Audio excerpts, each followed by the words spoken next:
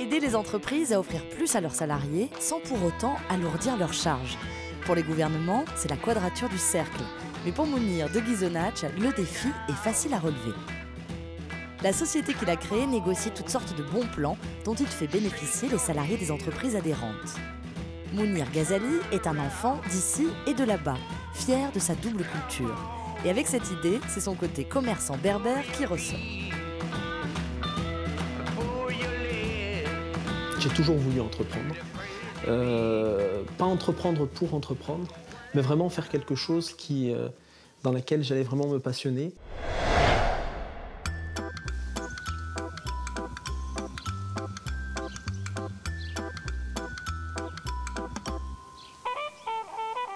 Ghisonaccia, au premier jour du printemps, j'ai rendez-vous avec le créateur de Corse Éco-Développement. Et surprise, c'est un papa poule qui a fait le choix d'installer son bureau à la maison. Comme ça, même au boulot, il a toujours un œil sur sa petite famille.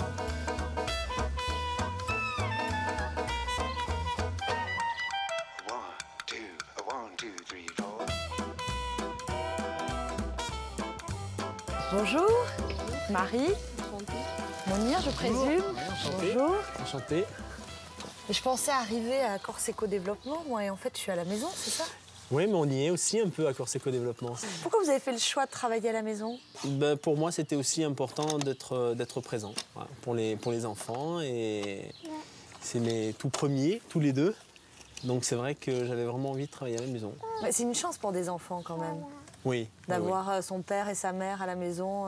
Oui, je pense que c'est une chance. Oui, c'est une chance. Et en même temps, vous êtes souvent à l'extérieur, il faut se déplacer. Oui, exactement. Donc c'est une question d'organisation. Mais alors, il n'y a pas de samedi, il n'y a pas de dimanche? Il y a un dimanche, il y a un petit dimanche. mais oui, c'est une question d'organisation, il faut être rigoureux. Moi, je me lève au dernier biberon de la petite à 5h30. Tout ce qui est rencontre avec les clients et tout ça, ça ne se fait jamais ici. En réalité, c'est vous qui allez vers les... Oui, tout à fait. Ça ne se fait jamais ici. Ici, je peux recevoir des intervenants. Ça arrive? Oui, ça peut arriver. Ce sont des gens, effectivement, avec qui j'ai tissé des liens presque amicaux. Et c'est vrai qu'ils peuvent venir ici. Et ils ne sont pas surpris que ça se passe au milieu de la famille, des enfants Mais encore une fois, ils ne viennent pas tous ici. Il y a une sélection quand même qui est faite. Ce sont plus des gens que je connais. Vous avez l'impression, Ajar, que des fois, ils ne travaillent pas? Ou ils travaillent tout le temps? Ah oui. Oui. Ils rentrent dans le bureau ou pas? Jamais, interdiction. Ah, ils le savent? C'est vrai? Oui, oui, oui. Bah, d'ailleurs, il en raffole de rentrer dans le bureau. C'est l'interdit. Oui, c'est l'interdit. C'est l'interdit, mais par contre, interdiction pour tout le monde de rentrer dans le bureau. Quand je suis dedans, alors encore moins. Mais même quand j'y suis pas, interdiction d'entrer dans le bureau. J'aimerais bien que vous m'expliquiez votre projet. Je vous donne l'opportunité de permettre à vos salariés de gagner du pouvoir d'achat.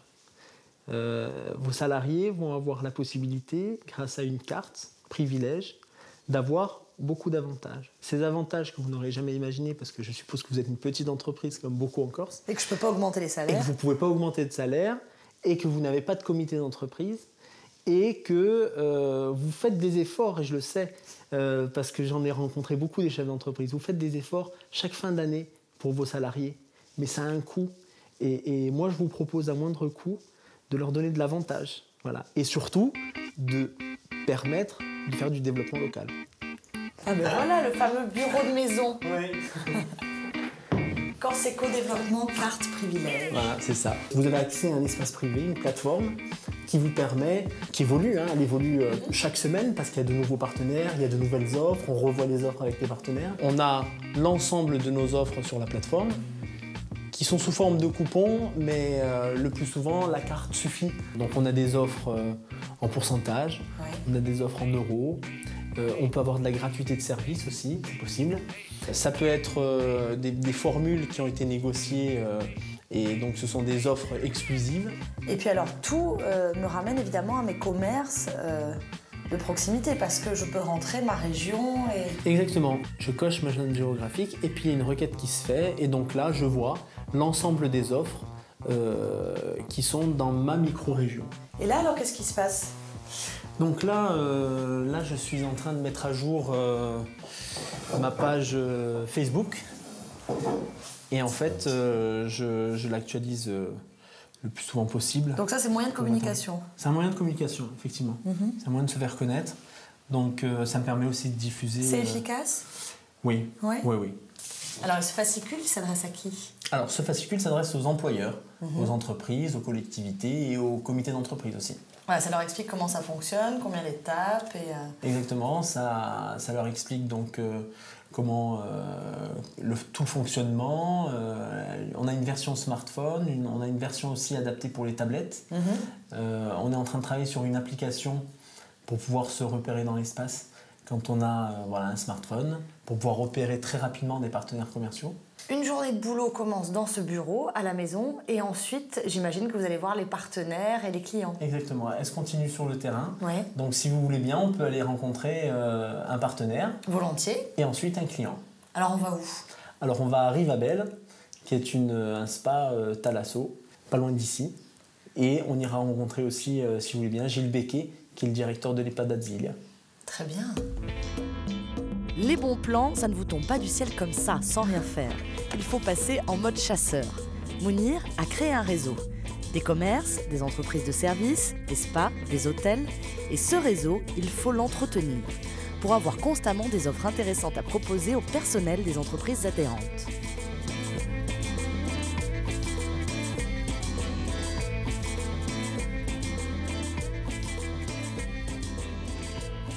Bonjour Marie. Bonjour. On est venu un petit peu parler business. Oui, volontiers. Bien volontiers. Je vous invite à me suivre, on va dans le salon marocain. Allez, on y va.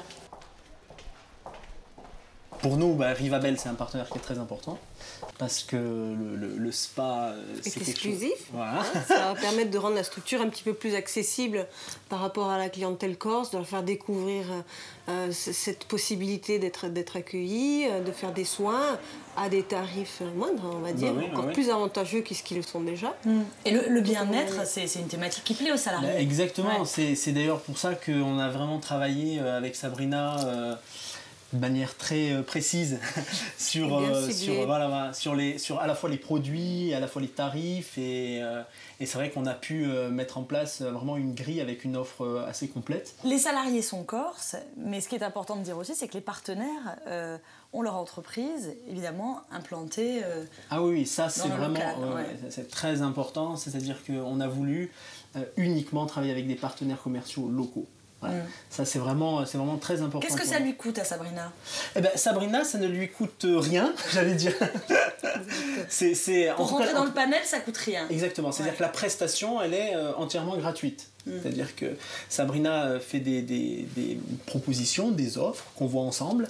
On essaye d'aller vers les offres les plus attractives. Un partenaire, quand il joue le jeu, il ouvre un petit peu son entreprise. Il nous explique ses difficultés, il nous explique... Et ça crée une dynamique. Exactement. Mounir, c'est hyper difficile. Faites voir si vous y arrivez. Ça passe pas. Non, ça va pas. C'est fou. Pourquoi on n'est pas souple comme ça, nous? Et nous revoilà sur les routes, parce que c'est comme ça que défilent les journées de Mounir. Au spa, il a négocié des avantages. Et maintenant, nous allons voir ça côté bénéficiaire. Bonjour. Bonjour. Ça va? Bonjour. Qu'est-ce qui vous a séduit, Gilles, dans la démarche de Mounir?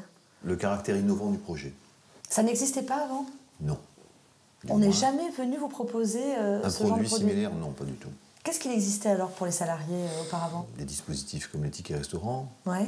mais bon, c'est pas du tout le même objectif qui est poursuivi. Les cadeaux de fin d'année? Les cadeaux de fin d'année, ouais, voilà, c'est très limité, en définitive. Est-ce que les salariés de l'EHPAD Adzilia sont déjà au courant? Oui, ça y est, oui, tout à fait. Comment ont-ils reçu ce projet? Mais ils l'ont reçu de façon très agréable. Moi, je n'ai que des retours positifs depuis que j'ai distribué cette carte. Donc. Et puis certains travaillent ici depuis longtemps. À la plupart. Ah ouais. Donc Donc, forcément, ils sont très contents. Ben oui. Quels sont les secteurs? Je sais que vous avez peu de recul aujourd'hui, mais quels sont les secteurs qui séduisent particulièrement, en tout cas vos salariés?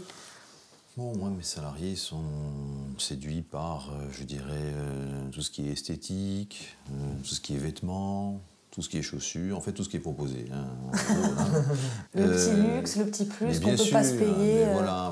Ouais. qui va faire en sorte qu'on va aller bien plus souvent peut-être dans une boutique, alors qu'avant on serait juste passé devant. Mounir est à la fois de Ghisonaccia et de Meknès. Cette double appartenance, il la cultive avec fierté. Trop corse pour certains Marocains, trop marocain pour certains Corses. Aujourd'hui, il s'en amuse un peu. Car d'un côté comme de l'autre, il est bien méditerranéen. Je suis installé ici depuis toujours. Pour vos parents ou vraiment pour la région, les amis Non, parce que je suis plutôt attaché à ce village. C'est ici que j'ai grandi, c'est ici que j'ai mes amis, toute ma famille habite ici. Et donc, bon, voilà, c'est un choix que j'ai fait de rester ici dans ce village. et d'élever vos enfants ici. Et d'élever mes enfants ici. À 37 ans, Mounir prend les choses avec un juste recul. Marié à Hajar depuis 2 ans, papa d'une petite Monaline et de son frère Jassim. Ghisonaccia est son port d'attache et il reste très enraciné à Meknès, la ville de sa famille où il se rend plusieurs fois par an.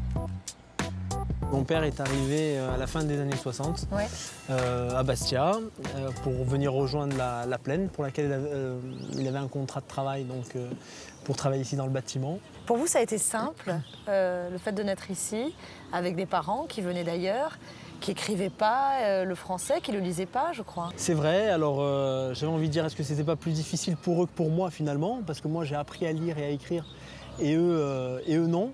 Donc quelque part, il a fallu aussi me responsabiliser très tôt de manière à ce que je puisse les aider finalement. Hein. Même enfant, c'était moi qui aidais mes parents dans leurs démarches administratives, etc. Mais par contre, l'autorité parentale, elle a toujours été clairement définie et c'était eux les parents et les rôles ne s'inversaient pas. L'intégration, comment s'est-elle passée quand vous étiez enfant? Quand on est enfant, on ne se pose pas vraiment la question quand on est né ici et qu'on a grandi ici.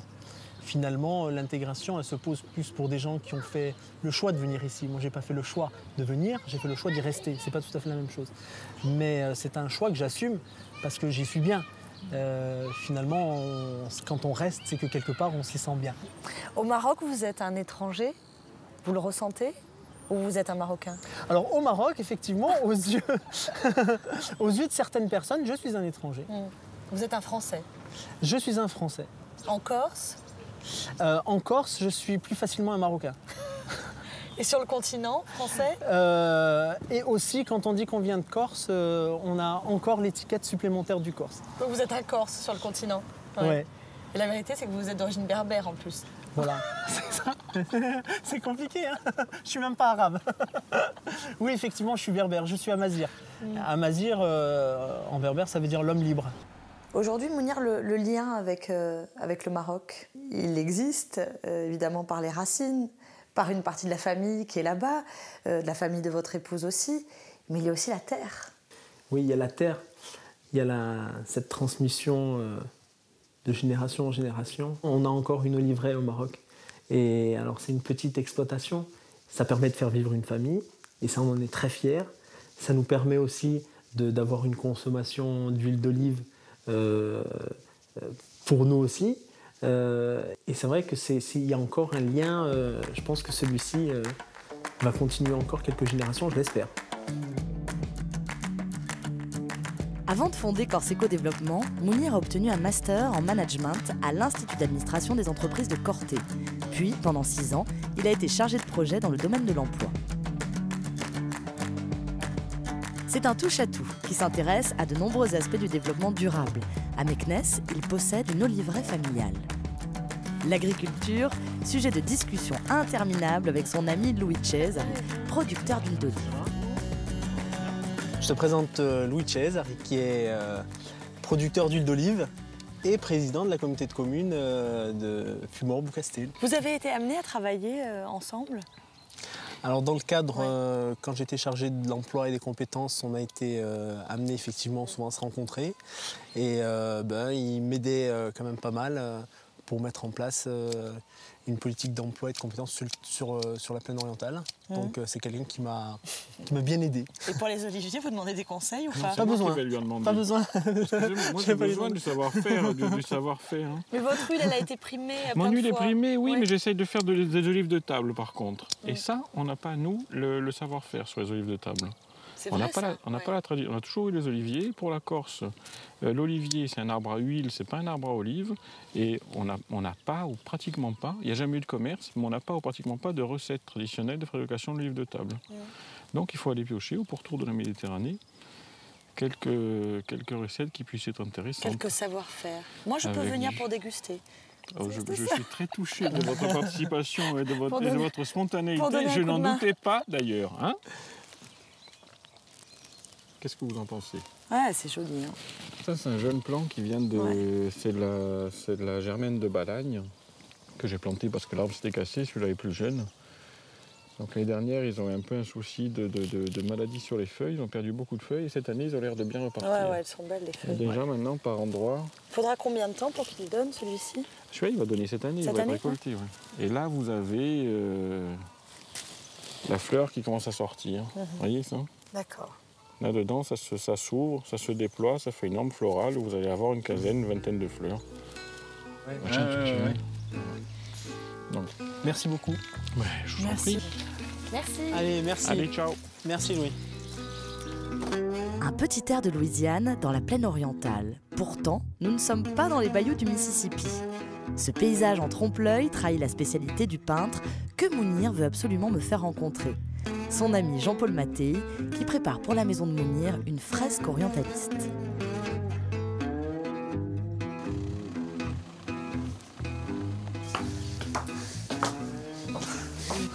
Ça va, Jean-Paul? Ça va très Bonjour, bien. Marie. Bonjour, enchanté. C'est incroyable cet endroit. C'est un havre de paix. Ben, j'essaye d'en faire ça justement, un havre de paix pour pouvoir peindre tranquillement, sans avoir d'interférence extérieure. Mais on sent que c'est un endroit d'artiste ici. Voilà, il faut être calme et avec soi-même, déjà. Si vous voulez rentrer. Ah ben, très volontiers.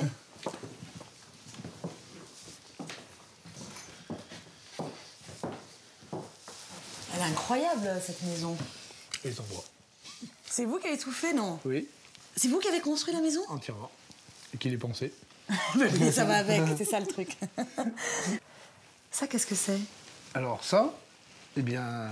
Projet trompe-l'œil. Ouais. Ah bon? Ouais. C'est son rêve, je pense. C'est clair. Voilà. Mais là, tu es trop fort. Hein. Ah bon? Ouais. Tu es vraiment fort. C'est-à-dire, tu m'as expliqué plus ou moins ce que tu aimais, et puis moi, je l'ai mis sur la page, c'est tout. Hein. Il a retranscrit exactement ce que j'imaginais. C'est super beau. Ça va mesurer combien? 3 mètres par 1,50 m, et ça sera jusqu'au plafond. Donc, Mais vous avez la maîtrise de la perspective, là, il n'y a pas de secret. Il n'y a pas de secret. Quand on pense que tout est parti d'une boîte de cacao... Ouais, ben oui. Hein. C'est vrai, en plus. Vous vous souvenez de ça ou pas? Non, moi, je me souviens de ma boîte de cacao, ça oui. Ouais. Mais Mounir m'a expliqué que ça a été un rêve, et puis qu'à partir de ce jour-là, il a pensé trompe-l'œil. Ouais, c'est vrai. Et ça m'a fait bien plaisir, parce que c'est quand même intéressant et important dans la vie d'un peintre d'avoir marqué quelqu'un comme ça, avec une simple petite peinture. Surtout un enfant. Et oui. Surtout un enfant. On est cerné par le trompe-l'œil dans cette belle maison, et on se demande ce qu'on peut saisir, ce qui existe vraiment, ce qui n'existe pas. Vous pouvez tout saisir. Alors ici, là, il y en a un qui est intéressant, c'est le non-respect de la peinture totale, pour un spécialiste du trompe-l'œil. C'est tout à fait ça. C'est pas tellement le non-respect, non, c'est une rage. C'était une toile déchirée. Déchirée. Ouais. Et que j'ai déchiré vraiment, parce que je n'arrivais pas à peindre. J'étais dans un mauvais jour, et tout d'un coup, quand j'ai vu la toile, j'ai plus eu envie de peindre l'autre tableau, mais j'ai peint celle-là. Qu'est-ce que ça veut dire, j'arrivais pas à peindre? Des fois, on n'arrive pas à peindre, ça dépend. Ça fonctionne pas? Ça fonctionne pas. Même avec le savoir-faire que vous avez... Le savoir-faire, la technique, c'est un outil, tout simplement. Après, il y a tout le reste. Et tout le reste, c'est dans le ventre. Et alors, pour obtenir la lumière, les ombres, il faut faire des montages. Il faut bien l'observer. Il faut arriver à maîtriser la lumière. Il ne faut pas qu'elle soit trop forte, il ne faut pas qu'elle soit trop faible. C'est une ombre qui est floue, va permettre de dire au spectateur que l'objet est loin. Une ombre nette va permettre au spectateur de voir que l'objet est très près. Le trompe-l'œil, c'est sublimer la réalité. Et c'est raconter une histoire aussi? Et c'est raconter une histoire. Raconter des histoires, s'amuser à jouer un rôle. Plus jeune, Mounir s'est laissé titiller par l'appel des planches. Aujourd'hui, il place sa part d'imagination dans l'entreprise qu'il développe. Mais pour son ancien prof, Philippe Guérigne, il aurait très bien pu passer en mode Jamel Comedy Club. On est bien dans un lieu de musique. On est bien dans une musique et puis on est aussi dans un lieu d'école parce qu'on est... Ouais. Mais ça, c'est trop mignon, c'est trop émouvant. Ouais. Alors ici, c'est la salle de spectacle? Alors c'est la salle de spectacle, c'est là où les musiciens se regroupent pour travailler les morceaux ensemble, voilà. Et puis c'est aussi une salle un peu particulière pour toi, Mounir, on en a parlé tout à l'heure. Ouais. C'est ma salle de classe en fait. C'est la fameuse. Ouais, c'est la fameuse. Et tu arrives à resituer là, les élèves qui étaient là et tout ça, tu t'en souviens? Oui, non, je resitue très bien où j'étais, avec l'instit derrière son bureau là. Et puis, vous avez été aussi l'élève de Philippe. Mais oui. Parce que vous avez fait du théâtre. Ouais. J'ai fait du théâtre avec Philippe. Donc on a fait une... Qu'est-ce qui a fait que vous n'êtes pas devenu comédien, Philippe? C'est de ma faute. Je l'ai dégoûté à jamais du théâtre. Il était mauvais? Non, pas du tout. Pas du tout. Moi, j'avais entendu déjà parler de lui. Bon, on se connaît depuis longtemps, je connaissais sa famille. Puis tout le monde me disait, Mounir, il est extraordinaire, il fait des imitations, c'est un comique, il a une facilité. Et effectivement, quand il est arrivé dans le cours, il avait cette aisance déjà j'allais dire, du comédien. Mais plutôt one-man show ou stand-up. Je pense. Bon, après, l'expérience théâtrale a été aussi assez riche dans le travail qu'on a mené. Monsieur, oui. Ce tableau-là. Oui. Monsieur, ce tableau-là, sur votre bras, il est à moi. Qu'est-ce que vous dites, cher monsieur? Ce tableau-là, sur votre bras, est à nous, on vient de le perdre. Si vous l'avez perdu, pourquoi voulez-vous qu'il soit sur mon bras? Non, c'est pas possible. C'était vraiment bien, c'est une superbe expérience. J'ai beaucoup aimé, je me suis beaucoup amusé. Mais ça vous manque? Et oui, ça me manque. Ouais. Oui, ça me manque. Donc il va falloir réitérer peut-être. Ben oui. Mais c'est le manque de temps après. C'est ça. C'est qu'en fait, je suis très pris avec les enfants, etc. Donc c'est vrai que c'est pas évident. Et on parlait du registre comique, mais dans l'extrait que tu jouais, où tu jouais cet assassin qui revenait dans ce bar, après avoir commis son meurtre, et qui était confronté à un ancien prisonnier, à quelqu'un qui sortait de prison et qui lui voulait le remettre dans le droit chemin, je trouve que là, il y avait une autre dimension que le comique. Ouais, de la vraie. Et plein du fait. Du top probable. Oh, pas ça, le type qui m'a renseigné sérieux. Et il s'y connaît. Pourquoi il fait pas l'affaire lui-même alors? Et il peut pas, il est du Il y patelin. avait aussi le côté dramatique et le côté dur qu'on voit pas forcément chez toi, mais qui était là. Donc une véritable performance d'acteur sur ce. Ah ouais, c'est gentil. Tu joues très bien les assassins. C'est chouette tout ce qu'on entend,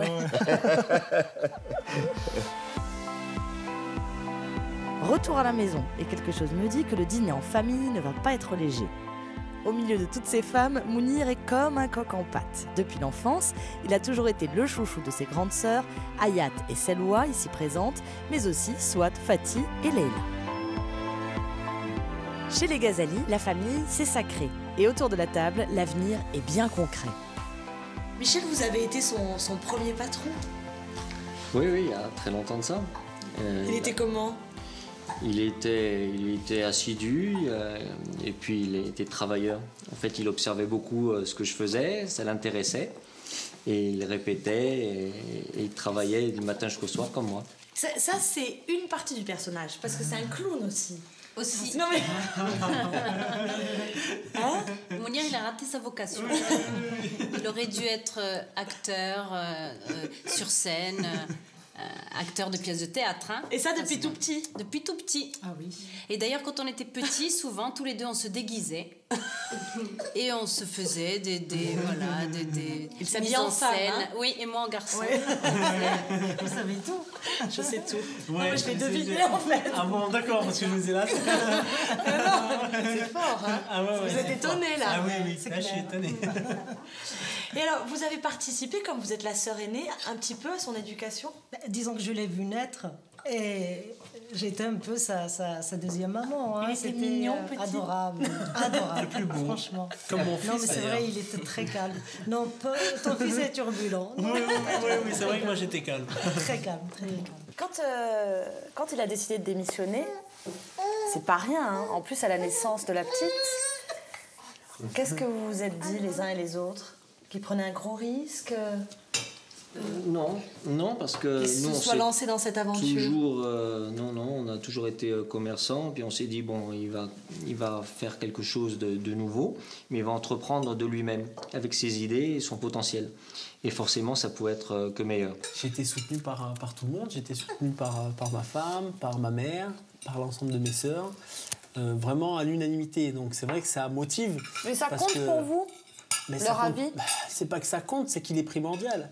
Je veux dire, à un moment donné, on doit être attentif aux gens en qui on a confiance. Et ma famille, c'est la confiance. Est-ce que la prochaine étape, c'est de créer un emploi? J'espère. J'espère, sincèrement. J'espère que ce serait effectivement l'aboutissement, parce que créer un emploi, c'est quelque chose qui est formidable, je crois, pour un chef d'entreprise.